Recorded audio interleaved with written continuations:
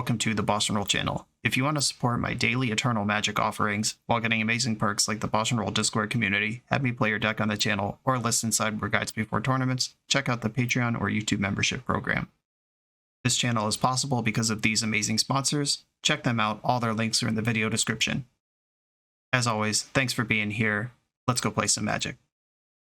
Welcome back to the BoshNRoll channel. Today I'm going to be doing a video tournament report for all 4 of the Eternal Weekend events that I played in 2024. That's Vintage and Legacy Pittsburgh, then Vintage and Legacy Prague.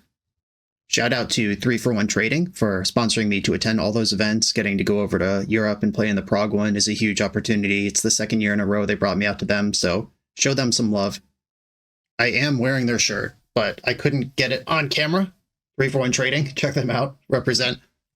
For this video, I'll start at the conclusion, because if you follow me anywhere, spoilers, I top-8'd both Prague events, both Legacy and Vintage. Here's this nice picture of all the cards, and here they are in real life. They're very shiny and lovely, and the promos are a very cool addition to Eternal Weekend this year. Last year they did them for top 8 and they still had the painting. This year they stopped doing paintings but awarded a non-foil to the top 32 as well. I have some complicated thoughts about that because the painting is such a special thing. It's been what Eternal Weekend players have been chasing since before Eternal Weekend was even a thing, back when these were Vintage and Legacy Champs events back at Gen Con in the early 2000s. The painting, like counting paintings, is how Eternal players kind of commodify the best players in the formats. The one behind me, there it is, my Time Walk, is one of my prized possessions. It's the focus of my stream backdrop. It's very special to have the paintings, but at the same time, these promos are awesome, and more people get them rather than one. Eternal Weekend was kind of a win or don't thing when only the painting was on the line. Now 8 people get the foils that are worth a chunk of money, and then 32 people get the non-foils that are worth a smaller but still significant chunk of money. I can also say from experience, having been there 8 times now, that when you make it to the top 8 of Eternal Weekend and then lose and don't get the painting, it feels pretty rough.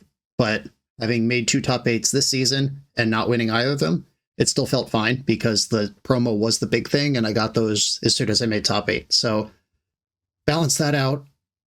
The promos have art though. Can we just give first place the painting for the art of the promos and then still give promos to top 8, top 32? Maybe that's the solution. Wizards of the Coast, please, please. As far as the events themselves, if this is your first video tournament report with me, I'm just going to scroll through my social media. This year, I did all my live posts throughout the tournaments on Blue Sky. Previously, it was Twitter, but Twitter is kind of awful these days, so I'm on Blue Sky. Find me there if you're interested in live tournament updates. And I'm just going to scroll through those feeds and recall the matches to the best of my ability. I'm going to go pretty quick through Pittsburgh because it was both longer ago and less to report on, and then we'll spend some time on the Prague and the matches. Let's get into that. Your path to the Pro Tour starts here. Don't miss Magic Spotlight Foundations, January 3rd through 5th, 2025 at SCG Con Atlanta. Kick off the new year with Magic's most exciting new event. Compete in the brand new Foundation Standard format with $50,000 in prizes, 8 Pro Tour Aether Drift invites, and it's the only place to get the exclusive, borderless Terror of the Peaks promo card with art by the beloved Richard Kane Ferguson. All main event participants will get the exclusive Terror of the Peaks, but the top 128 will also earn a foil version of this breathtaking promo. Your path to the Pro Tour starts here, but only if you're part of the action. Come join me for Magic Spotlight Foundations at SCG Con Atlanta, January 3rd through 5th. Your sign-up link is in the video description. The first event, chronologically, is the Vintage main event from Pittsburgh. Pittsburgh is my hometown. It's where I live. I was a host to several out-of-town guests. I also, as a local person, was bombarded with requests to borrow cards last minute from a lot of people. So I had some additional mental overhead going on here, being host to out-of-town people, getting cards where they need to go. I probably lost an hour to an hour and a half of sleep total on the weekend from getting home after the events or the night before and having to pull cards for people. So All of this adds up a little bit, and not to complain, I'm happy to help my friends. I'm just saying this was also a factor at this event.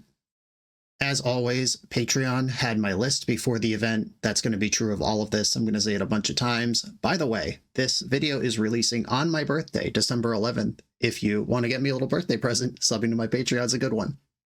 Here is mostly the deck I played in Pittsburgh. This is from Eco Baronen's Patreon. Andreas Peterson, friend of the channel. We've played against each other in multiple things. We've got another video planned for next week. We're going to battle each other as soon as the ban update hits in Legacy and just try out some new decks and get it out as quickly as possible. He's got a Patreon, and while I spend my weeks, I play a lot of Legacy and Vintage, and I'm usually playing what somebody sends me to play, which is its own way to engage, its own way to test skill, and can I make something wonky work in the format? Andreas is always dialing in, how do I win the most and make the most money and minimize all the weaknesses and maximize all the strengths of whatever the most competitive decks are. So it's really important for me to be able to filter my overarching format knowledge through Andreas's focused testing, or people like Andreas who are really doing the work to win every single day rather than just doing the work to play the format every single day. So I joined Andreas's Patreon. This was his list of Esper Lurrus. The Lurrus control decks in Vintage are just the best decks by the numbers. They are extremely solid. You get 7 main deck Force of Will effects, and then Daze, Spell Pierce, Mental Misstep, and then a million ways to recoup card advantage, Psychic Frog, Ancestral Recall. Time Twister is a combo with Orcish Bowmaster to just kill your opponent. And then your mana base, you get 6 or 5 Wasteland effects, Strip Mine and the 4 Wastelands that can combat Bazaar, Baghdad, and Mishra's Workshop, and Urza Saga, and all these decks in the main deck. And then you could focus your sideboard to beat whatever specifically you're up against. Just a perfect, well-rounded control deck, which is how I like to play Magic. However, in Vintage, I have this idea that I want to be able to go broken basically all the time. Cyrus Cormangill, many years ago, we were having a conversation, and he said something to the effect of, imagine putting Black Lotus in your deck to cast Tarmogoyf, and we all laughed at that. And that really stuck with me of, yeah, why would you register some stupid thing like Tarmogoyf in Vintage? Go play Modern. We got Black Lotus in our deck. I want to cast Tinker. I want to cast Underworld Breach. I want to go big. I want to go stupid. I want to put turn 2 Atraxa into play. But at the same time, can't deny results. And Psychic Frog is a lot more exciting than Tarmogoyf, if I'm going to be honest. And in the last minute before Eternal Weekend, I had an Oath list that I really liked. I did share that with the Patreon as well, because a lot of people were interested in Oath from me. And I had this deck list from Andreas, and it was like a 49-51, very close coin flip situation. If I got an extra 10 minutes of sleep that morning, it could have gone the other way. It was just so close. I like both of the decks, but I ended up playing Esper Lurrus. I'm being thorough now because this is the same deck I played in Prague. I'm not going to go over it thoroughly again. The only change I made was this Caracas was not in my deck in Pittsburgh, and then it was in my deck in Prague. I believe I cut the 4th Underground Sea for it, which might not even be right, but Max Dorshin, who won Eternal Weekend Pittsburgh Vintage, had a Caracas in his list, and it makes a lot of sense. It's not like that was secret technology. Some lists play it, some don't. I did have occasionally games that are tough because your colors in this deck are not perfect compared to Dimir Lurrus, but you get cards like Lavinia Swords to Plowshares and Containment Priest, which are a huge deal in some of your tougher matchups, and I think it's worth the worst mana. But cutting a dual land for a Caracas makes the mana even worse, but then you can do stuff like answer an Atraxa, or answer a Lurrus, or protect your own Lurrus, or remove a Lavinia. Just a little, tiny little tech change between the two events, but this is what I played in Pittsburgh. Round 1, I played against Jewel Shops on camera. I did not go back and find this recording. It just got swept up. I normally do go back and watch my feature matches just to see if I notice anything that I could have done differently, or if the commentary team find a line that I missed, and I think it is good learning. But I have not gone back and looked at this one. But one of the reasons I played Esper Lurrus is that it's really solid versus combo decks like Doomsday and Jewel Shops, which are Oath of Druid's weakest matchups. And I just kind of wanted to do something different. I was tired of getting eliminated from tournaments by Jewel Shops. And round 1, on camera, feature match, I defeated Jewel Shops. Game 2, I made a rookie mistake, which was my opponent cast a turn 3 Ancestral Recall after they had done multiple giant mana things already that game. And I had a Daze in my hand that I realized after the Ancestral resolved that my opponent's mana was 2 Mishra's Workshops and an island. And I could have dazed that Ancestral Recall even though they had 7 mana available because the Mishra's Workshop can't pay for days. And just barely lost to the last card in their hand in that game. Was able to recover the match, luckily, but that was a sloppy one to start the weekend. Round 2, I lost to Tinker Initiative, which is kind of a weird deck. I don't want to say it's off meta because it is a known quantity, but it's not particularly popular. It's basically an Azorius control deck that can turn the corner quickly once it has control with powerful 3-drops. It plays a bunch of Teferi Time Ravelers, then Tinker and White Bloom Adventurer, and it even has like Savine's Reclamation to get all those cards back. It goes bigger than Esper Lurrus, that's for sure. But my opponent nut drew me so hard that he actually apologized, and he ended up maybe top 16, maybe top 8. I think it was top 16 of the Legacy event. He was on the team that really broke Mystic Forge combo for the Legacy main event of Pittsburgh. I also learned much later that he did not show up to his last round of Vintage. He thought he dropped, but then he didn't. So he showed up and was registered as a loss, which might matter later as one of my opponents when I end up in a situation where my tiebreakers matter a lot at the end of the event. Round 3, playing at table 69, making a joke like a child. I lost to Red Prison. This was powered Red Prison. There is an unpowered prize at Eternal Weekend. It's a separate category, and if you want to show up and compete without power 9 in your deck, you could play for that as well. But this person had access to power and just chose Red Prison because it's their Legacy deck and they knew it well. And this one I've thought about a lot since the event. Like, it's my second loss. I had a lot of options available to me. Our game 3 started with a really interesting decision where my opponent cast a Blood Moon, which I have to answer because look at my mana base. Nary a basic land to be found. You can beat Blood Moon because you have Moxen and Black Lotus. If you get like Black Lotus plus Lurrus going, Blood Moon basically doesn't matter anymore. But my hand was not set up to do that, so I had to fight over a Blood Moon. And the first play of the game was a Blood Moon, and I had Force of Will, and my hand had Annul, Consign to Memory, and Stern Scolding in it. And those were the 3 cards I could pitch to the Force of Will. So I basically had to guess what my opponent's follow-up was going to be, because Annul counters Blood Moon, Fable the Mirror Breaker, and the One Ring. Consign to Memory counters the One Ring, Chalice of the Void, Trinisphere, that kind of thing. Stern Scolding counters Broadside Bombardiers and Magus of the Moon. And they all have their hits and their misses, and just had to kind of guess where the game was going to go from there. I don't remember which one I pitched, but as the game went on, we ended up in a spot where I was dead on board to double Broadside Bombardiers, and I had a line where I had Psychic Frog in play, I had access to Time Walk. I couldn't quite just discard my hand, Time Walk, hit you twice. Like, the life total was too high, or my hands was too low. And this is where my memory gets foggy, because I remember what cards I ended the game with, but I don't remember what order I drew them in. And there was a Fatal Push in my hand that I could not get Revolt with to kill one of the Bombardiers. And if I drew that off my second Frog hit on the Time Walk turn, then I didn't mess up. I just didn't have the information to make my decision yet. If that was in my hand when I started my second turn, whether it was my draw for the turn or if I had it before then I definitely messed up. And I don't remember how it actually went, but there's a possibility that I just onboard punted this match. There's also a possibility that I didn't. And I don't know, it was really interesting and close either way. But, you know, being 1-2 to start the event, not really how I wanted to go, but playing it out for the promo Tinker, as I said in the intro, top 32 getting these dope promos is a reason to keep playing.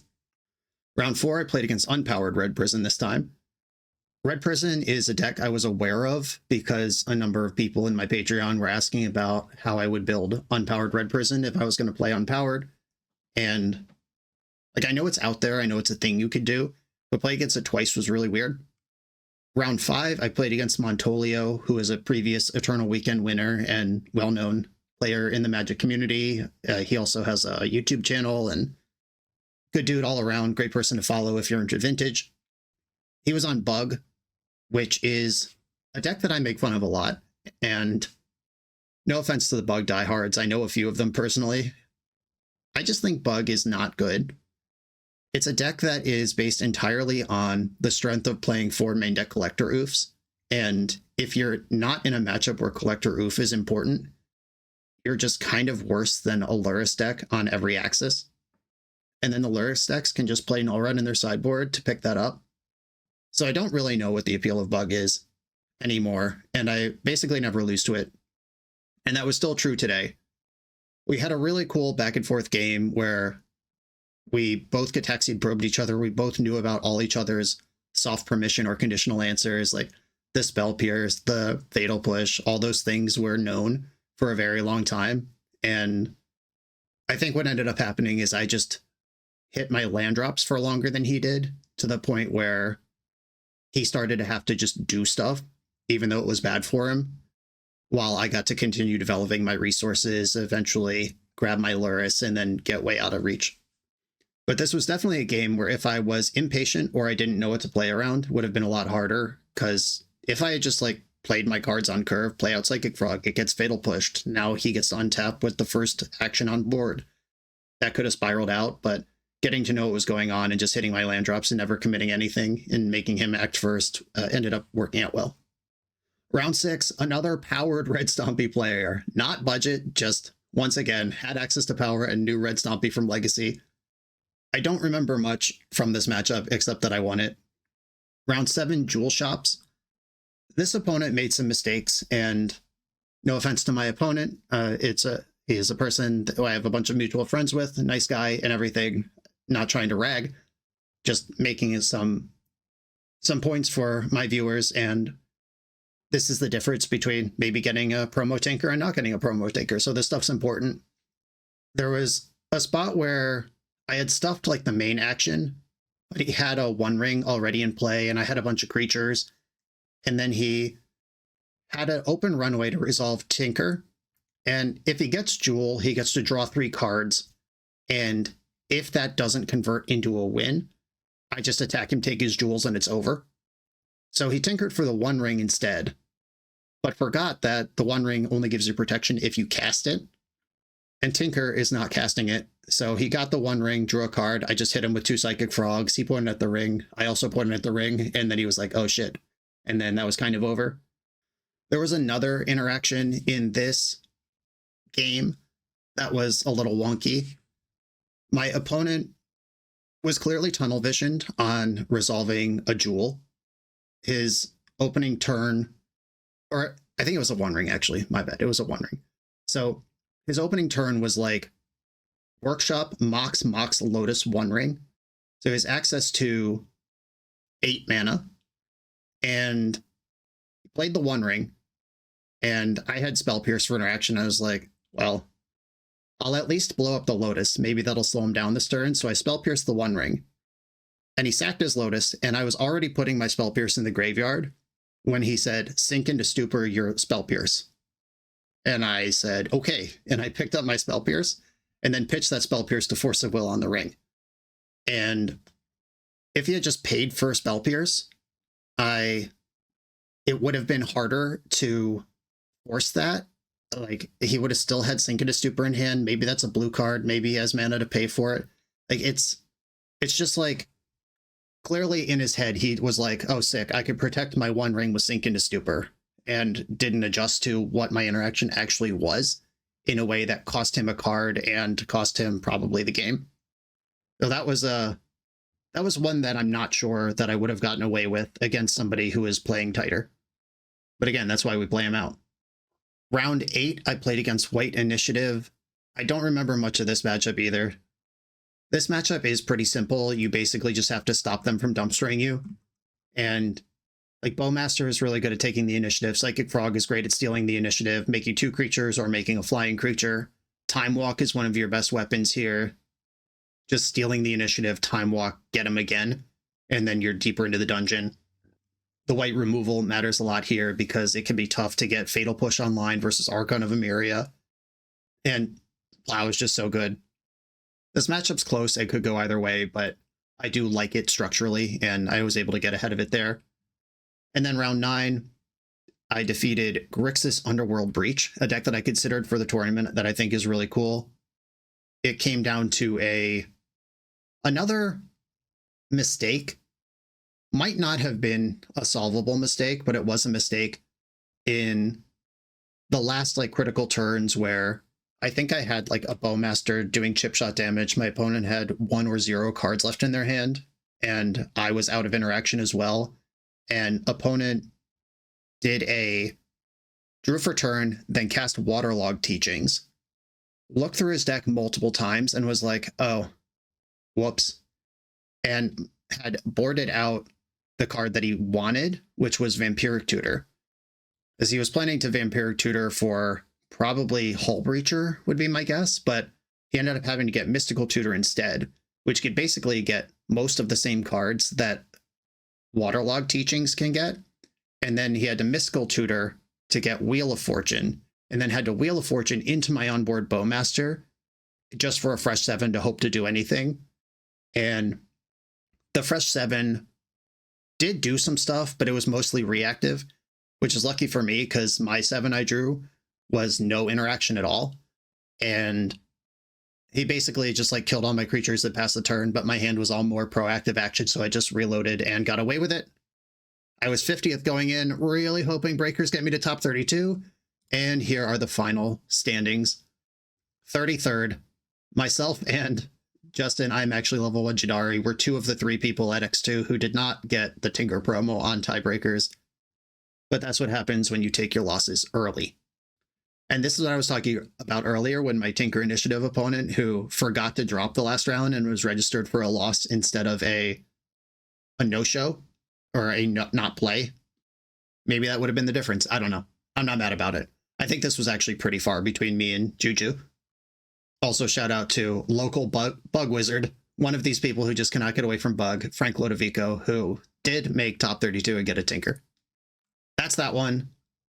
Next is Legacy, a 1,200 player event. So big. What is going on? Like, this is awesome. Like, Legacy is pretty bad right now by comparison of all the Legacy formats we've had in the past, and we're still getting Grand Prix level numbers. I have been asking for years for Eternal Weekend to be a full 2-day event, like a Grand Prix used to be. Like, commit to 15 rounds, play 9 rounds on day 1, cut everyone who's worse than X2, and then there's a day 2 with a cut, so you don't have to show up and play your last 2 rounds. There's more breathing room than 2 losses and you're dead, which is a lot in a 1,200 player event. Straight Swiss tournaments kind of break down once you get into 10 and 11 rounds.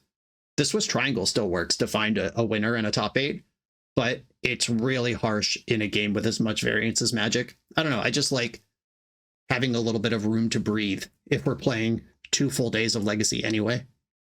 I played Sultai Beanstalk in this tournament, a deck that many people have told me is ill-advised or unplayable, but I don't care.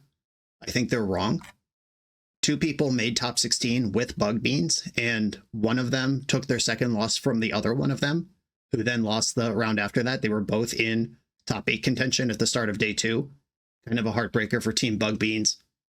But I think the deck is fine if you want to play control. Like, this is as controlling as you can defend in the present day Legacy.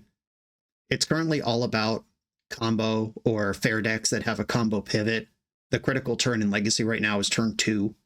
You usually know who's ahead or who's likely to win on turn 2 of a Legacy game right now. Fastest format we've had since Underworld Breach and Flash.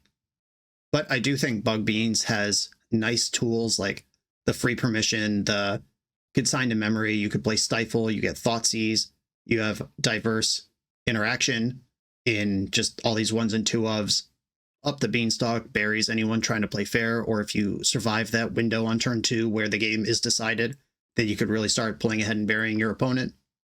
The removal and Baleful Strix line up extremely well versus Psychic Frog. You get to play your own Psychic Frogs. I think this deck is fine. It is a lot of work, though. And in a Legacy format where free wins are plentiful, I chose to work for mine. This one's going to go really quick. Round 1, I lost a Hogak Vine, a deck that I had not planned for. Game 1, I kept a 1-land hand that had Nile Spellbomb in it because I just got vibes from my opponent that they were a graveyard person. I can't explain that. It's just one of these intangible skills you pick up over time. I was just like, yeah, this guy's a graveyard person. And I had turn 1 Nile Spellbomb, and he had turn 1 Hedron Crab. And I think I messed up by fatal pushing the Hedron Crab immediately. I did not draw a second land. I had 1 Underground Sea in play, and I don't need to worry about Hedron Crab if I have Nile Spellbomb up, and Nile Spellbomb can draw a card if I leave the mana up, where it can't draw a card if I don't. But I was thinking if Hedron Crab is out of play, then I don't need the Nile Spellbomb anyway. But opponent had a follow-up second crab into fetch land into present a Vengevine situation where I had to pop the Spellbomb just to be alive and then miss my land drop a little too long. We also had music playing from somewhere else in the venue. It was not our event, but there was a mistake with the venue where some other event, there was a cheerleading competition down the hall, there was some other thing happening downstairs. Somebody's music was getting piped at full volume into our Legacy tournament for about 5 minutes during this round. It was maddening. It was awful. We did get a time extension on the round, just everybody. We ended up playing like a 55-minute round or whatever when it was over to make up for it, but that was a really tough 5 minutes. Round 2, I played against 4-color Punishing Loam, another deck that I did not have on my matchup matrix. And I say this all the time about Eternal Weekend. You got to be ready to beat random nonsense. These hyper-tuned, hyper-focused, I'm going to beat the Widow's metagame kind of decks, which Bugbeans has some flavor of, like your Flex Slots, your Consigned Memory, your 1 Bowmaster, your 1 Thoughtseize, 1 Edict. Like, these cards could have been other things if I was expecting other matchups. But you got to make some decisions somewhere. This was actually really hard. I lost game 1 to a super slow Waste Lock into Punishing Firelock. And then game 2, my opponent had Leyline of the Void on turn 0, which I was not prepared for, which turned off all of my Murderous Cuts and Murktide Regents and Witherbloom Command to hit my land drops. And my opponent got me in a Wasteland lock, killed all of my green sources. I'm still under life from the loam, and the only ways left I have to win the game are the 2 Bowmasters in my deck, and I end up drawing both of them. He kills both of them, but the 2/2 Orc army left behind did all 20 damage that game, somehow. And then game 3 was much easier because I was ready for Leyline and just beat them fair and square. Round 3 was kind of annoying, honestly. I played against Nadu Breakfast, and it was the player who, if you watched my tournament report from last Legacy Eternal Weekend Pittsburgh, we played on camera in the last round of the event. He was on Boros Initiative, and I was also on Bugbeans last year. And we ended up in this weird spot where we both forgot what big Thalia does, the 3-mana Thalia. And I played a fetch land, cracked it. The table judge, the spotter from the match, pointed out after I fetched my Underground Sea that the Underground Sea should be tapped. And then we had to work back and be like, oh, well, then the Misty Rainforest should have been tapped too. How do we fix this? And I forgot Thalia was there. Opponent did not maintain the game state with their own card. It created a problem. Mistakes happen. And the way the judge decided to fix it was, we can't fix all of this, so let's not fix any of it and carry on, basically. Which I appealed because I thought that was unfair, because I had made the initial mistake and I ended up benefiting from it. Like, why are we doing this? And the head judge got involved and made the same ruling. And this player, when they walked up, I did not recognize the name or who they were. And they just said something about Thalia. I was like, okay, whatever. And then we were playing, and like twice more while we were playing mentioned something about the Thalia rolling. And then like in the middle of the game too, I remembered who this was and what they're talking about. And then at the end of the game, which I won, just kind of picked them apart with all the cool, efficient interaction at Bug Beans. And at the end, he just like said one more thing about Thalia. And as a joke, I was like, see, I can win without cheating. And he's like, I don't think you're cheating. I just think you're a scummer. Or like, it was scummy the way you explained things to the judge. When I appealed the ruling because I didn't like that the judge was giving me advantage. Like, I don't know what this person's talking about, but they've been carrying that around for a year when I mostly forgot who they were. So I hope you're doing well, person. And then last round, I lost to Red Prison and dropped.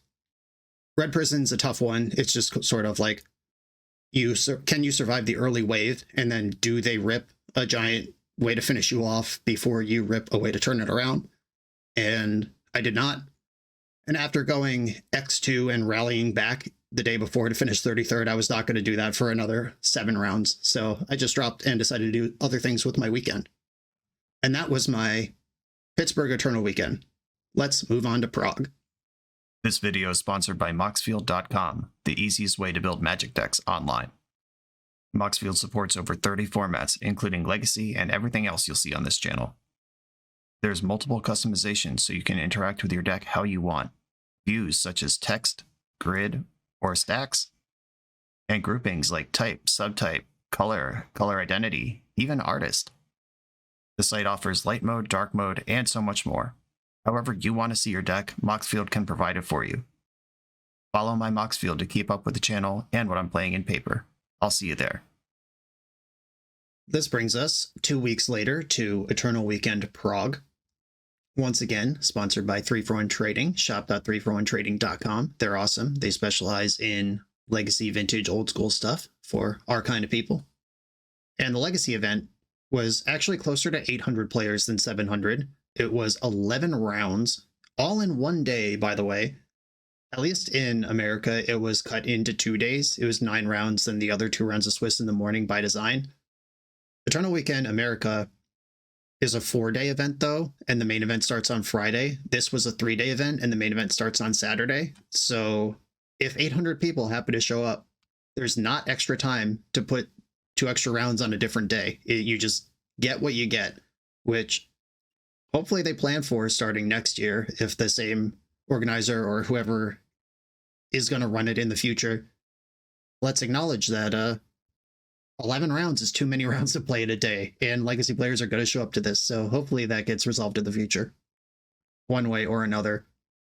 This is kind of the main event, and the thing that I think the most people are most excited about, because I played Esper Dreadnought.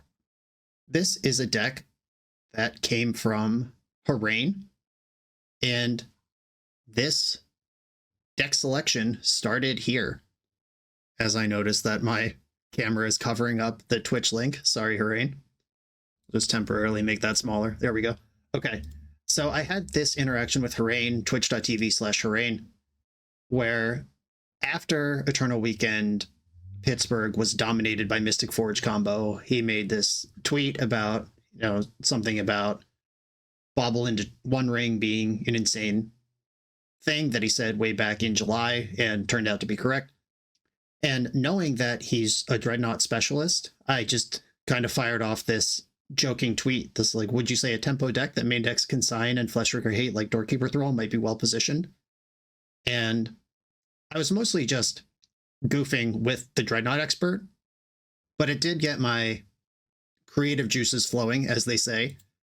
And Harain was in my DMs like within minutes with the list that he played at Eternal Weekend US. He took 2 losses in that tournament. Both of them were to Hard Control, which are bad matchups for this deck, and also pretty poorly positioned in general, which is really good for this deck.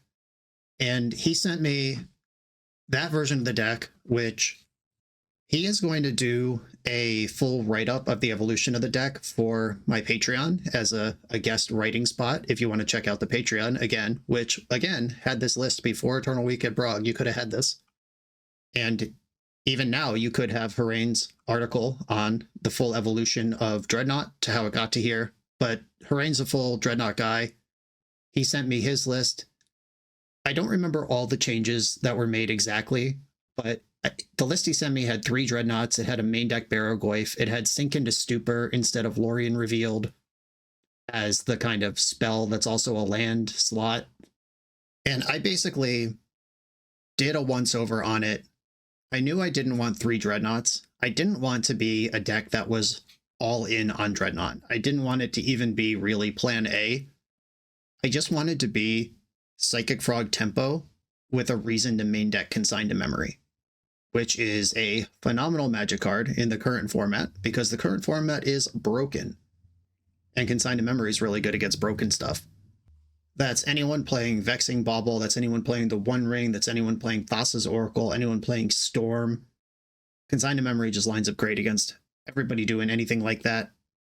And Curie Emergent Intelligence, a huge recent upgrade. It's kind of like Psychic Frog number 5 and 6 when you're just on the Wasteland Days Draw Extra Cards plan. Because whenever this hits your opponent, you draw cards equal to its base power, and it has a base power of 1 just printed right on it, even if you never exile a Dreadnought to it. Abhorrent Oculus had a lot of the same appeal, where this is just a giant body that creates more bodies, and sometimes there's a Dreadnought under there, sometimes there's not. It barely matters. If you stick something like this against a deck like Eldrazi, you're probably going to win in a couple turns. Or Red Stompy, forgot about it. They can't deal with this. So what I wanted was to slim the list down, trim the fat basically, and make it a Esper Tempo deck that had a reason to play main deck Consign rather than a Dreadnought deck that was supported by Psychic Frog. I just kind of thought about it differently, where Harain is coming from a position of, I'm a Dreadnought guy, how do I maximize my Dreadnought shell? I'm coming from a position of, I want to beat Mystic Forge with a Force of Will deck, and how do I round out my other matchups? And this ended up being perfect, but I was just thinking about it a little differently and got to a few different card selections than he did. But I was talking to him throughout, and I believe he's going to do a full rundown, including some of our screenshots from our Discord messages. Some of the last changes I made right before we left to Prague was I turned Sink into Stupor in Harain's list into Lorien Revealed in this one. This is just another access to basic island, which matters a lot because you only have the one, and whether you have one basic island in play to cast your Stifles and Consigns with and get Dreadnought out versus Blood Moon decks, and whether you don't, could be everything. I wanted just +1 land overall, because I found that the games I was struggling were the ones where I had to ponder or dig for my second land on turn 2, and then not cast a 2-drop till turn 3, when the games where I could just shove one of these powerful 2-drops on turn 2 went much better for me. So that's where we ended up cutting his main deck Barrow-goyf, adding Otawara, which covered the slot that Sink into Stupor was filling. Like, Lorien Revealed plus Otawara covered Sink into Stupor, while also doing 2 other important things, and occupying basically the same deck slots to do that, while also upping my raw land count.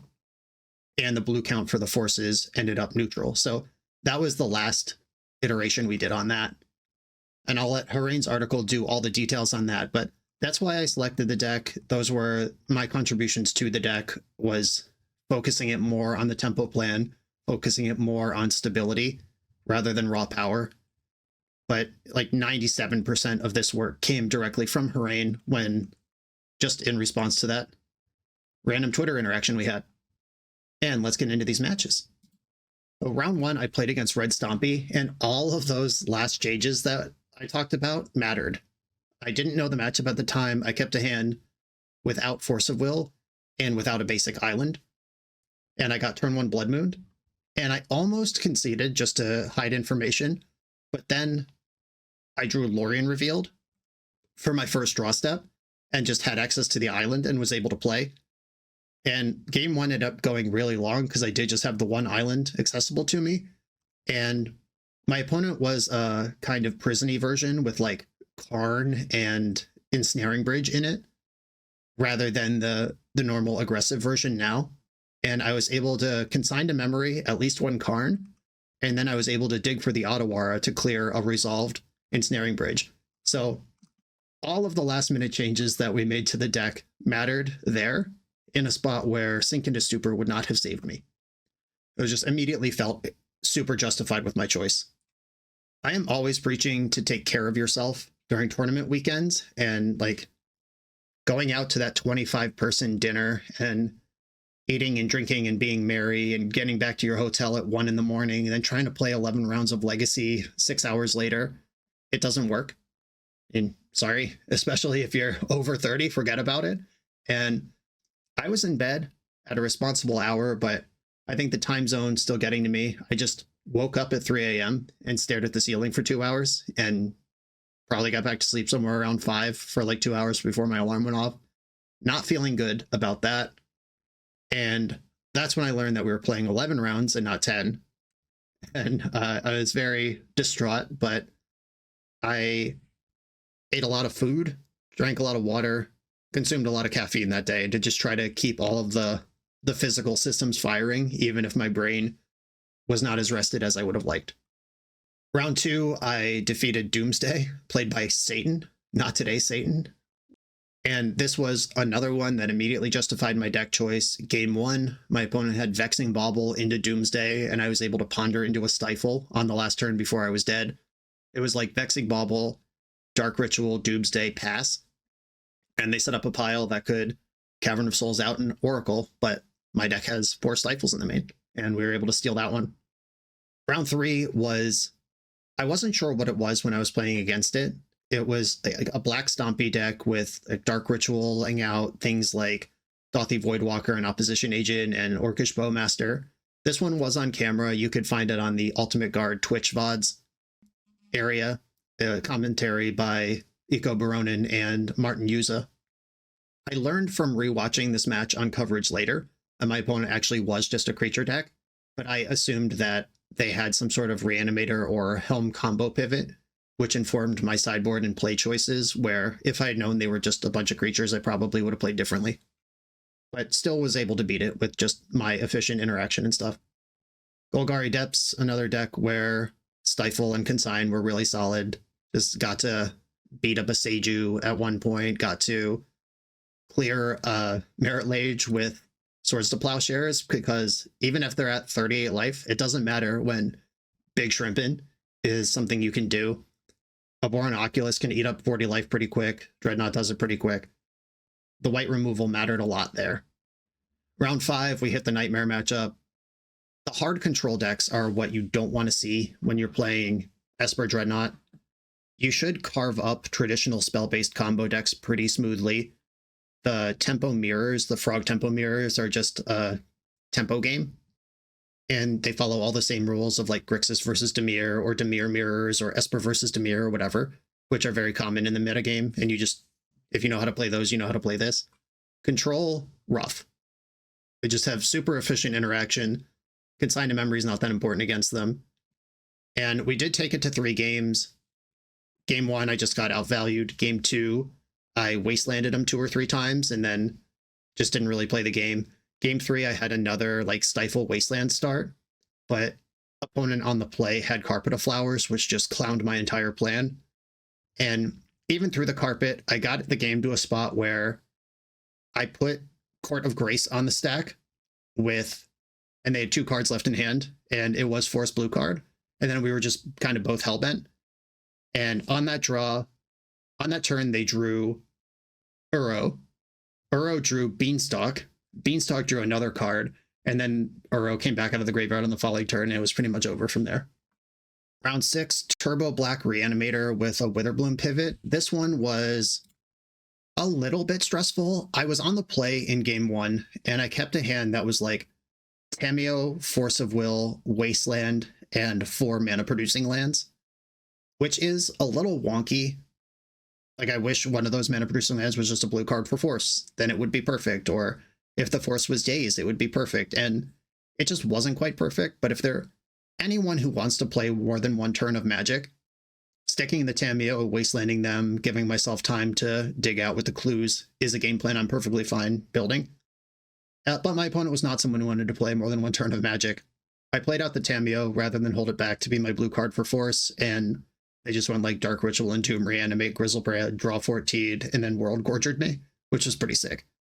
But World Gorger is a risky card to play against the deck with 6 stifle effects, because if you stifle the return all your permanents to play trigger on the back end of World Gorger, they just have no permanents. Game 2, I just had good interaction. I saw a Witherbloom pivot show up there. I think I had an early Thoughtseize that's a Chain of Smog or something. And then game 3, they just kept a force check hand and I had the force, and then they didn't really do anything after that. I'm pretty sure their game 3 hand was like Dark Ritual, Thoughtseize myself, try to reanimate the thing I Thoughtseized away, so I was able to see the whole hand off the Thoughtseize, know what was going on, and beat it with the force. And then I found a Fairy Macabre like 1 or 2 turns later, so even another top deck reanimate wouldn't have saved them. Round 7 was against Eldrazi, the deck that we won with our Consigned to Memory Wasteland deck. And this one was pretty standard. It was just kind of like, you do some stuff, I absorb your early aggression, I pick you apart, Consigned to Memory gets online. They stole game 2 out of a series of like, there was a turn where I was ahead, and they did a end step Kozilek's command for 5 or 6. It was a big one. And that like exiled Barrogoyf. They scryed all of the cards to the bottom. This was from Hellbent. It was like draw for turn. The one card is this giant thing. And then bottom all the cards, draw for that, untap, draw. And then it was like removal spell, threat, or the 2 cards drawn that could be cast perfectly off the mana they had. So it just like wiggled out game 2. And then game 3, I cast 5 Consigned to Memories. Just drew all 4 of them, and then I got Tamiyo going, picked one up as well. And this one was stressful, not because I thought I could lose, but because my opponent was being deliberate about all their plays to the point where it was probably slightly unacceptable. Like, they're hellbent, they draw for turn, they cast a thing, I counter it with Consigned to Memory, and then they just think for 20 seconds, or it's like, homie, you have no cards. What are we thinking about? Can we go? The clock's running, kind of thing. But I was able to put together a sweet line that was like, on the last turn, for just enough damage, stifle their Blast Zone activation and wasteland their Maze of Ith to keep all my creatures alive and relevant in the combat to win on like the last turn I could possibly win. But with another 3 minutes on the clock to play, I wouldn't have even had to be that creative about it. Round 8, I played against 12 Post. This was the only game in the tournament where I really just cloud someone with Dreadnought. I won the die roll, and they had like a turn 1 tapped Cloud Post, and I could have wastelanded the Cloud Post, but I ended up just going Dreadnought, stifle it in, pass, and then wasteland on the following turn, hit you twice. Very quick game 1. And then game 2, this is where the fatigue really starts to set in. My opponent has a turn 1 Vexing Bauble, and he kind of put it like up off the edge, like at the far right corner of his playmat, rather than like the middle of the battlefield, or I don't know. It was like unusually far away from where the eyes usually are on a paper battlefield, if that makes any sense. And several turns later, I'm attacking with like a Curie or a Psychic Frog, some relevant combat object, and my opponent plays a Kozilek's command for 2 to exile it and draw cards, and I brainstorm in response, find a Force of Will, slam the Force of Will on it. He puts his card in the graveyard, I put mine in the graveyard, my creature connects, I draw a card, and I pass, and as my opponent's untapping, I realize there's a Vexing Bauble in play, which, this is not illegal. You can check a Vexing Bauble the same way you could check a Chalice. It is a trigger, your opponent has to remember it. I was not checking, I literally just forgot, but so did my opponent. And then, like 3 turns later, he sacked that same Vexing Bauble to draw a card, and it never connected. Like, oh no, the Force of Will. Like, I thought when he became aware of it, he would have noticed, but it never even seemed to connect at all that those 2 things happened in the same game. And also in the same game, I knew my opponent had Boseiju in hand from an earlier Thoughtseize, and I was attacking with Phyrexian Dreadnought and Psychic Frog, and I had Stifle in my hand. You could stifle a Boseiju activation, and my opponent was at, I think, 15, and he was like, okay, I take 13, and I just looked at my handful of cards and my Stifle, and my opponent who only had a Boseiju in their hand, and I was like, yeah, you go to 2. And gave him a whole extra turn. If I just discard 2 cards to Frog, it's a hard lock, and this was just a sloppy one from both players. Round 9, another sloppy one. Luckily, it wasn't me this time. This was some sort of black stompy deck with, once again, Vexing Bauble and some hate pieces. And I won game 1, and then my opponent in game 2 went City of Traitors, float a mana, cast Vexing Bauble. After Vexing Bauble resolved, play Chrome Mox directly into your own Vexing Bauble, which I pointed out. That gets countered, and he was like, and then just put it in the graveyard and then never did anything. I kept trying to use the cold Prague winter air to keep myself awake. Remember, I'm still on bad sleep, and now we're 9 rounds in. And everywhere I went outside was surrounded by smokers. But I found this like covered walkway thing in the back of the hall that technically had a roof, so you couldn't smoke there, but it was also definitely outside.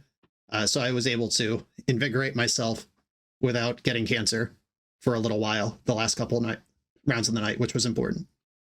And then around number 10, I don't know if this is a win and in yet. At the time, I haven't seen the standings. It's a big event, who knows? But I've been playing next to this guy all day. I know what he's on, and his list is really cool and unique.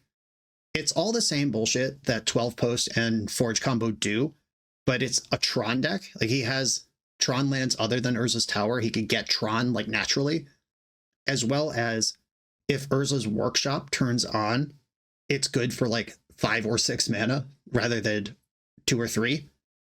And had big stuff like Eldrazi Confluence, Karn Liberated. Just, this person knew their deck extremely well. They played really tight.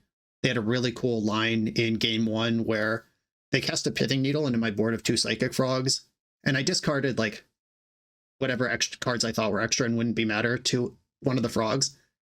And then after the Pithing Needle resolved and I committed extra cards of the frog, he played Eldrazi Confluence that could kill both frogs, and I couldn't change the size of them because of the needle. And it was just really cool deck, but my 4X Consigned to Memory Wasteland deck was able to get it done. This round was on camera with commentary by Andreas and Martin again. Then was able to draw in final standings. I'm in 6. I'm playing against Edward, who is the Nadu Elves player who won the Legacy for Original Art tournament in Vegas earlier this year, and he's still on Nadu Elves here today. And I lost very quickly to that one. This one was also recorded on camera. It was like game 1. I had some interaction and like a threat, but his draw was like Allosaurus Shepherd, Nadu, which I dress down the Shepherd, counter the Nadu. Next turn, he plays a Nadu. I'm able to plow it on a just like a 2-for-1 basis, clear it out of play, but does get a flip out of it. Then the next turn after that, natural order for Crater Hoof. So it was just like bang, bang, bang, which is what the deck is built to do. And it delivered. And then game 2, I kept a 6-card hand with Thoughtseize and Containment Priest. And my Thoughtseize revealed, it was like land, Birds of Paradise, Nomad, Nadu, Swords to Plowshares, and Court of Calling. So I can take the Nadu and try to make the game last to a point where I could fight over the Plow and Containment Priest could be good enough. I could take the Plow and hope that I find an answer to Nadu in the next 2 turns, or the Nomad in the next 2 turns. I could take the Birds of Paradise and just hope that no mana comes out of the deck ever. I end up taking the Nadu, and he draws Green Sun Zenith immediately, which tests the Priest a turn earlier than I wanted it to, which played right into the Swords of Plowshares, and it all just collapsed from there. It was not competitive after that point. So very quick exit in the top 8.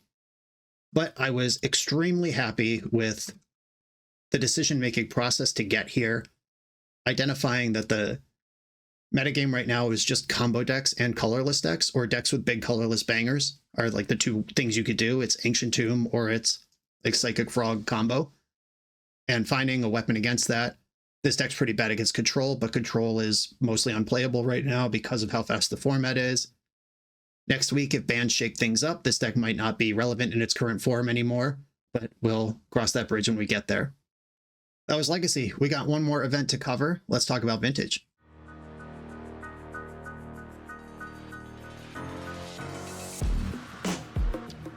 The BoshNRoll channel is proudly partnered with the Resleevables. Good. All right, here we go, gang. In this YouTube series, hosts Cedric Phillips and Patrick Sullivan take us on a set-by-set journey through the good, the bad, and the ugly of Magic's history. Each episode is a focused deep dive into the facts about a set's design and release, the Magic lore expressed through the cards in that set, Tournament Edition gameplay videos featuring products and Pro Tour decks of the era, an award show that shouts out the best and weirdest cards of the set, and a final grade for the set's overall success. Whether you want a history lesson or a nostalgia hit, The Resleevables has it at youtube.com/TheResleevables. And the final event of the season, Vintage Eternal Weekend Prague. Still representing 3-for-1 trading. And as always, Patreon had my list before the event. It is this list that we already talked about. I'm not going to go into detail here. Just went +1 Caracas, Pittsburgh, but otherwise basically the same thing. I was very happy with the deck and its play patterns in Pittsburgh. As I mentioned in the Pittsburgh breakdown, that one mono red opponent who I may or may not have punted against, I don't really remember, just sort of stuck in my mind as I think I had the tools to win that one. And if I have the tools and I fail, I'm much happier with that than a deck that felt like it never had a chance. And this deck has a chance versus everything. Just ran back 74 to 75. Round 1, I got the secret bonus prize for making the Legacy top 8. Remember how I mentioned the 11 rounds were all played in one day?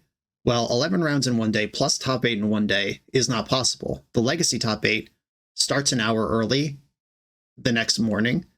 Like the Vintage event started at 10 a.m. The Legacy top 8 started playing at 9. And you were supposed to get a bye for each round of the Legacy top 8 that you won. Like if you lost the top 8, you should be ready in time for Vintage, which I did and which I was. Though they must have already applied my bye just for making the top 8. And obviously I can't know this happened until the pairings are up for the round. And I saw that I had a bye and I went over to the head judge because I am, despite what my one Legacy opponent from Pittsburgh thinks, not a scumbag. I went up to the head judge and I was like, hey, I have this bye. I'm not really supposed to. I am here. I am ready to play. And the head judge was just like, you were in that bye. It's fine. So scot-free, running hot, conscience clear, still got the free win. And buys, they're not that common anymore. Back in the day, everybody knew how buys work because they were so prevalent at events like Grand Prix and Star City Opens and stuff. But a buy is insane for your tiebreakers, or a round 1 buy is. A round 2 buy, if you just lose round 1 to get a buy, that's very bad for your tiebreakers. But starting off 1-0, because your opponent's match win percent is your first tiebreaker in a Magic tournament. And when you beat someone, your opponent match win percent goes down because that's an opponent who just lost to you. Which means if you start out 1-0, then your opponents have not won any matches of this tournament yet. However, if you start 1-0 without an opponent, it doesn't count as a 0, it counts as no entry, which means that your first opponent starts with a 100% match win when you sit down against them rather than nothing. So it immediately bumps a loser out of your tiebreakers, basically. No offense to everyone who loses round 1. Javier Dominguez lost round 1 of this tournament, then made top 8. But it's someone who loses round 1. They are not calculated in your path if you don't play against a person. So this is extremely good. Round 2, I beat Dredge, and this was a moment where I was very happy with my deck choice. My opponent kept a 7-card hand with Grief and Double Bazaar, and I still won. And it went something like, my keep was, I think, Brainstorm, Force of Will, 2 Swords to Plowshares, a Wasteland, and some regular lands. And my opponent griefed me, took the Brainstorm, then played Bazaar. I wasted the Bazaar, and I try to commit them to slow dredging, where Swords to Plowshares is really good because you could pick off their Icarids and their prized amalgams as they come out, and that really does slow them down a lot. But then the second Bazaar came from hand, and I was like, here we go. But then I drew Strip Mine for turn, just running hot, picked that off, and then they were committed to slow dredging. I plowed the first 2 amalgams. I put a Bowmaster in front of Icarid for 3 turns. And by then, Lurrus was online, and I recast the Bowmaster, and they just scooped to that. Basically, it's just moat at that point if you could Bowmaster every turn. So that game was really cool. And then 7 cards come in out of the sideboard, and you're just super positive. I played against Justin Gennari. I am actually level 1 on his Lurrus Vault Key deck with Oswald Fiddlebender that he was on, and he had been posting to his Patreon and his channel and stuff. Our game 1, it was just like a big back and forth of like, you do some stuff, I counter it, I do some stuff, you counter it. And when the dust settled, he had just resolved a Vampiric Tutor, and I knew he had Snapcaster Mage in hand to my hand that only had Time Twister in it. So I just rammed the Time Twister and like, let's just start over with 7. I'm not sure who this favors, but I think I'm behind right now. And my 7 happened to have Lotus and a Mox in it. So the fresh 7 immediately put myself ahead, not just back to parity where my opponent gets the first look. And I was able to pull ahead there. Game 2, I came out blazing in a way that I felt super ahead. And then he cast Balance, where I strip mined his basic island that he led on, which I think he was counting on to play the game. And then he had like Mana Crypt and one other irrelevant artifact in play for a while. And he's just like winning all his Crypt flips for one, like super lucky there for a long time while doing nothing. Those do nothing games where Mana Crypts in play are always just the biggest fear of a Vintage player. And he was in that spot, but then eventually he drew a Mox Opal and he played that. And I have Force Will in my hand, so I'm like, okay, I'll just counter whatever the next thing is. And then he played Balance. I forced the Balance, and he's in the tank, clearly has the counter spell, but he's deciding whether he wants to fight over the Balance and sweep up my board as it exists currently, or try to ignore my board and protect his next combo send with that Force of Will that he clearly has. And he decided to protect the next combo send, and then he played a couple of Paradoxical Outcomes for 3 into my Bowmaster that survived because Balance got countered. And all this stuff resolved, but it didn't quite get anywhere. And then I had a giant Orc army that was able to finish it off. He was taking much more detailed notes than me. If you want more about this match, you could go find that on his report that will be out at some point in the near future, I assume.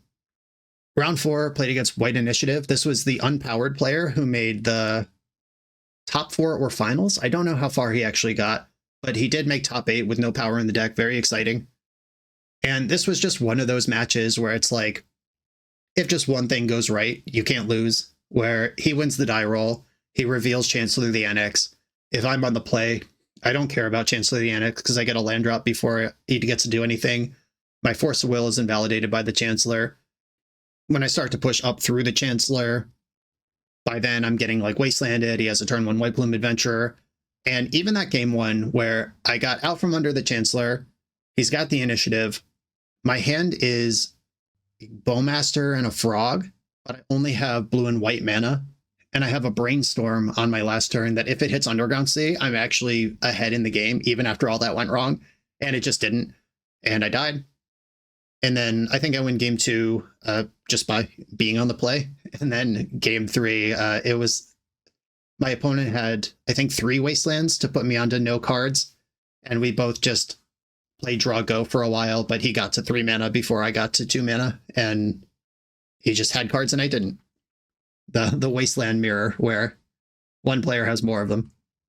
And round 5, I'm against Jewel Shops. Again, like I mentioned in my Pittsburgh report, I hate Jewel Shops. I hate losing to Jewel Shops. I chose this deck largely because it has game versus Jewel Shops. And I'm on the play game 1, and I have Mental Misstep and Daze in my opening hand. And I Gataxian Probe my opponent to reveal a hand that could shove turn 1 Karn over the top of Daze, and it has Ancestral Recall in it. And my opponent goes like Workshop, Lotus, Mox, and then uses the Lotus for blue, cast Ancestral, which I misstep, and then resolves Karn. It must not have been Shop if he was casting card. It put Karn on the second somehow. Maybe it's Ancient Tomb. Maybe Ancient Tomb double Mox, Lotus. Something like that. But has enough mana to Ancestral, I counter it. Karn can't daze it. Karn's in play. And then Karn minuses to get Lodestone Golem, which is interesting because I haven't even really seen that normally in lists, but my opponent had the 4 mana that they had left over. It was, I think it was Ancient Tomb and 2 Moxen at the end of all that, and just wanted to grab a threat to try to put me out of the game. And I had my second land. I'm holding a Bowmaster in the Daze. Opponent taps out for Lodestone Golem. I play Bowmaster first in response to see if we're getting a fight anywhere. Doesn't fight over that. I ping the Karn down to 2. And then I daze the Lodestone Golem. And my opponent's eyebrows basically went to the back of their head like, oh no, daze. And the Lodestone Golem went to the graveyard. Karn could only plus. The Bowmaster beat down the Karn over the next few turns, and I was able to turn it around and get ahead. Game 2, my opponent, I kept a hand with Swords to Plowshares and Mindbreak Trap in it, among some other cards. And my opponent has the typical Jewel Shop start of like land, mana, mana, mana, mana, mana. And then I was like, okay, Mindbreak Trap's on for whatever this is. But then plays the Masticore, whatever version of Masticore it is. I forget exactly which one, the one that they play. And I just looked at the plow in my hand and just did not care about this card. And you have to discard a card every turn to keep your Masticore. So with only 1 card left in hand after this explosive start, my opponent is not going to get a lot of agency in this game if they have to discard the 1 card in their hand every turn to keep their Masticore alive. So I go to my turn and, develop a little bit, pass back. I could plow the Masticore. I don't. Just let you discard, hit me for 5. Then we go to my next turn, discard another card to it, hit me for another 5. Go to my next turn, you discard a 3rd card to it. Now I'm ready to plow it after it's cost you 3 cards already. And life total doesn't really matter in that matchup. They're going to do Jewel Shop mess or they're not. The games where they draw Urza Saga are the ones where combat damage and your life total might matter a little bit. And my opponent basically spent 4 cards and their entire game keeping in play a card that I didn't care about and could have answered in multiple ways at any point. So that worked out really well for me. Round 6, this was probably the freest one. No disrespect to my opponent, just the way that the hands went and how the cards lined up. This was, I think, my easiest match of the whole weekend. Game 1, my opponent mulled to 6 and went take 3 for Shatter Skull Smashing, Chrome Mox, Exile Broadside Bombardier, shove Null Rod. And this is on the play. So it has 2 cards left in hand. Null Rod is turning off their own Chrome Mox that they just spent 2 cards to do. And my hand is like 7 cards that don't care about Null Rod. And I had Force Blue Guard, was just like, that resolves, cool. And then my opponent never did anything that game, and I just won with Psychic Frog. But my opponent also, Martin Yuza tweeted a screenshot from when my opponent was on camera in an earlier round. And I saw this later, I didn't know what they were on at the time, but Martin Yuza screenshotted a picture where my opponent had basically the same open, and his opponent at the time was on Jewel Shops. It just had like 5 artifact mana sources and the One Ring in hand and just died. So like, it's not a bad play. And when you're in the blind in Vintage, you just got to do something, especially if you're unpowered. But it just happened to not line up against me at all. And I got away with that one pretty smooth. I think game 2, I had to force a Willa, turn 1 Magus of the Moon. And then from there, it was pretty smooth sailing. Round 7, I played against Stefan Schultz, who is a Magic pro player and Mental Misstep on Magic Online. He's on Doomsday, which is a good matchup for Lurrus. And game 1, he probed me very early, or it might have even been Thoughtseize. Like, he knew my hand basically the whole game and knew I had Spell Pierce, Daze, and Dig Through Time in hand on the turn that he finally went for it. And I was pretty sure I was dead and he's going for it, right? He knows every card in my hand. What could go wrong from here? And he built his Doomsday pile and then hard cast Cataxian Probe at me. And at this point, I think his life was at 5, and I had a Bowmaster in play, and he has a fetch land. So, or no, he went to 4. It was at 9 when the Doomsday, so he went to 4. Because that 4 has to get through some number of cards to get the deck low enough for Thassa's Oracle to work. Has a fetch land in play, that represents 1 life. Each card you have to draw represents 1 life. So I decided to fight over the Gataxian Probe, just use all my soft permission right there, try to bottleneck, whatever. And I Spell Pierce, he pays with floating mana from an earlier Dark Ritual. I daze, and he fetches, pays, and then it's just like, yeah, okay, you win. So I don't know if I found the right spot to fight or if his pile just didn't work from the jump, but he was pretty convinced that he punted that one. I don't know if a different pile does it, but I felt like I was losing the whole game, and then I won. And then game 2, I pretty much just picked up apart with soft permission, and I don't remember that one being as interesting as the first one. Again, hadn't seen the standings. The standings come out. I'm safe to draw. Breakers are rock solid, partially because of that round 1 bye. I deed with current world champion Javier Dominguez. And then top 8, I defeated Jewel Shops, Redemption Arc. Jewel Shops knocked me out of top 8 last year. Jewel Shops knocked me out of another vintage tournament I played this summer. And boy, do I hate Jewel Shops. This matchup was on camera. I haven't rewatched it. I will eventually, but I haven't gotten to it yet. This one, game 1, I had a Orcish Bowmaster, and my opponent punched a hole through my interaction to get a Jewel into play, drew 3 cards, took 3 from Bowmaster, used the Jewel mana to cast the One Ring, and couldn't go any farther. And even though they have protection, Coveted Jewel, importantly, reads, if you're attacked and the creature is not blocked, the opponent gains control of Coveted Jewel. It has nothing to do with combat damage. And I think it was intentional. My opponent had sort of like moved his Coveted Jewel on the battlefield back to be like near his lands and had like the One Ring and some other artifacts out in front, hoping that I would either forget or not be fully aware of the interaction. But I just attacked immediately with my Orc Army and Bowmaster, got the Jewel, untapped it, drew 3 cards, and from there it was over. I do appreciate that gamesmanship, though, if it's true.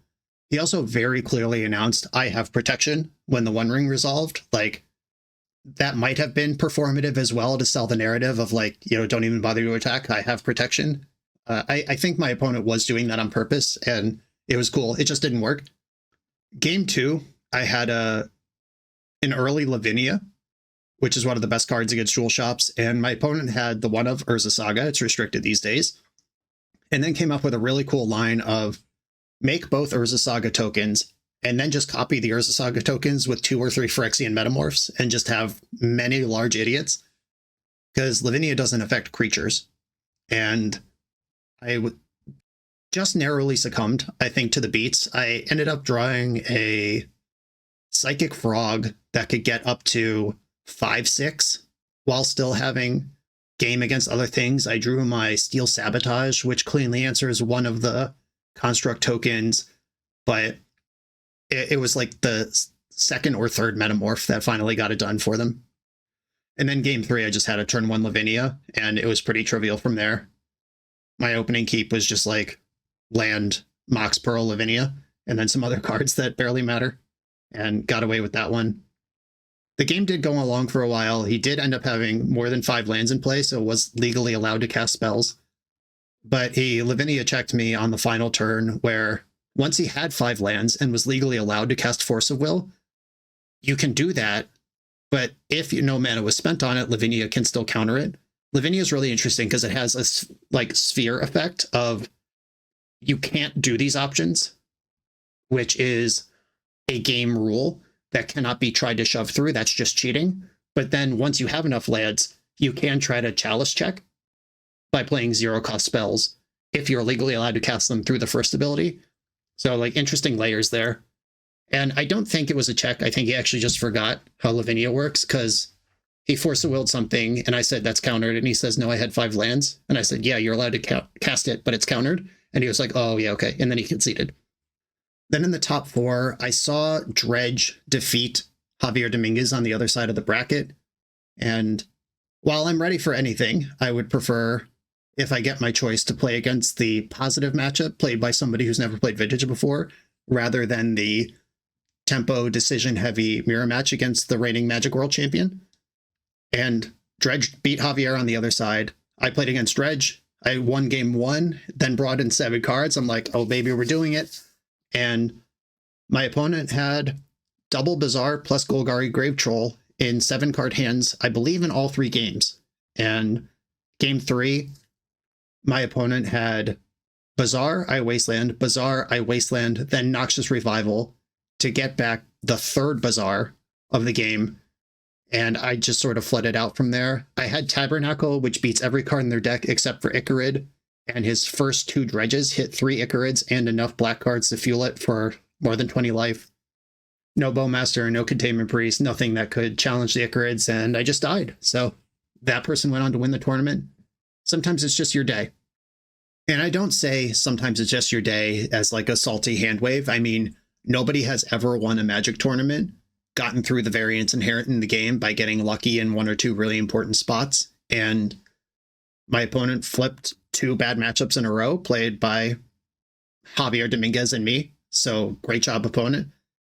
Keep it 7s and multiple bazaars. That's how you do it. And there it is. That is my report for Eternal Weekends. Me just speaking into a microphone on camera for however long this took. Hope you had fun. 3-for-1 trading. Thank you for bringing me out. Eco Baronin. Thank you for the vintage deck and guide and the chats to get set up. I also talked to him about Legacy. Thanks to Harain. Check out Harain on Twitch for the base list of my Legacy deck. Thanks to Ultimate Guard for running coverage of Eternal Weekend Prague and also being a sponsor of me. And one last reminder for the road. All of my decks were available in my Patreon. You could get coaching from me also through my Patreon, or just email me. We'll figure it out. These are all services I offer. I play Legacy, Vintage, Modern every single day, and I put most of it out there for the public to consume. So none of this is a secret. You can have access to this stuff. I'm going to sign off here. Happy birthday to me. Thank you all for watching. I'll see you next time.